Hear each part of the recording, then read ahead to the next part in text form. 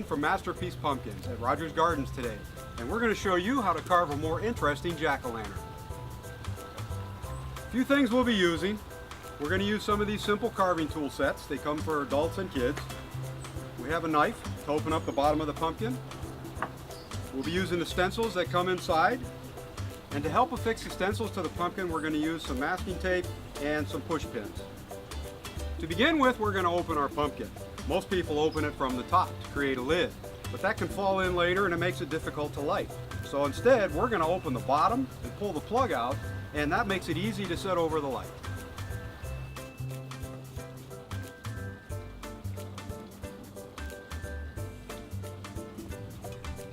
The next step is to get all the strings and the seeds from the inside out.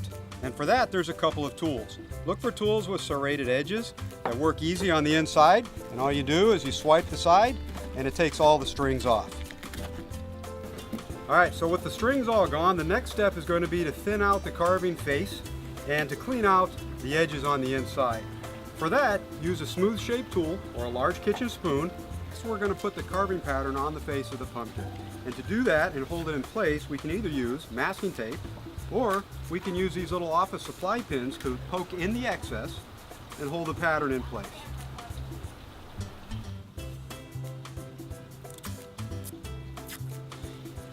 Here's another good reason why I use these little pins. The pin length is the exact thickness that you want the pumpkin to be when you're ready to carve. So if you look on the inside face, you should just start to see some of the pins poking through. Now's the time where you get to make your pumpkin more interesting. You have the standard pattern here, but who says you have to carve it the way they designed it? You can add features or change features as you see fit. For example, I could turn this mouth into a frown. I could add teeth. I could add pupils to the eyes or change the expression. I can add other lines and features to the pumpkin to make this my own very masterpiece pumpkin. Now we're going to start carving. So we're going to use the carving knives that you see that come in these sets. There's different ones for children than there are for adults, and you'll notice some blades are bigger than others. The tinier blades are the ones for the detailed small cuts and tight turns. The larger blades are for the straighter, more linear cuts.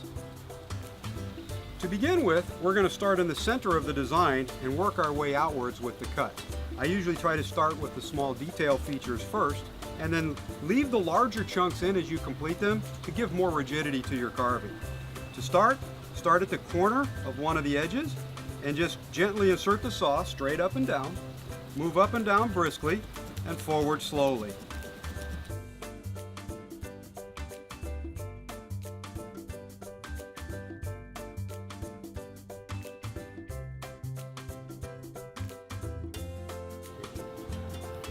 Okay, a couple things I'm doing differently than most people. You'll notice I'm carving right through the stencil instead of transferring it to the pumpkin first.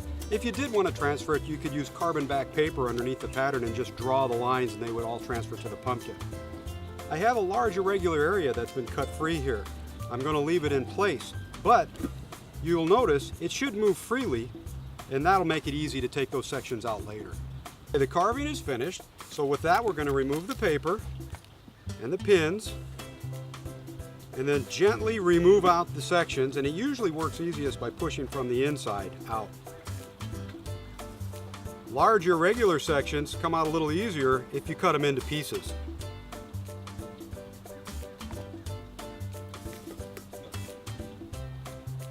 One of the things I do with my pumpkins is I clean up the edges with a sharp tool like an X-Acto knife. The jack-o'-lantern's finished and it's time to light it up. Let's go see how it looks. As you can see, our jack-o'-lantern came out great. We had the bottom open, so we set it right over the light, and we're good to go. If you want to keep it fresh or longer, put saran wrap or plastic wrap on it, store it in the fridge during the day when you're not using it. Enjoy Halloween.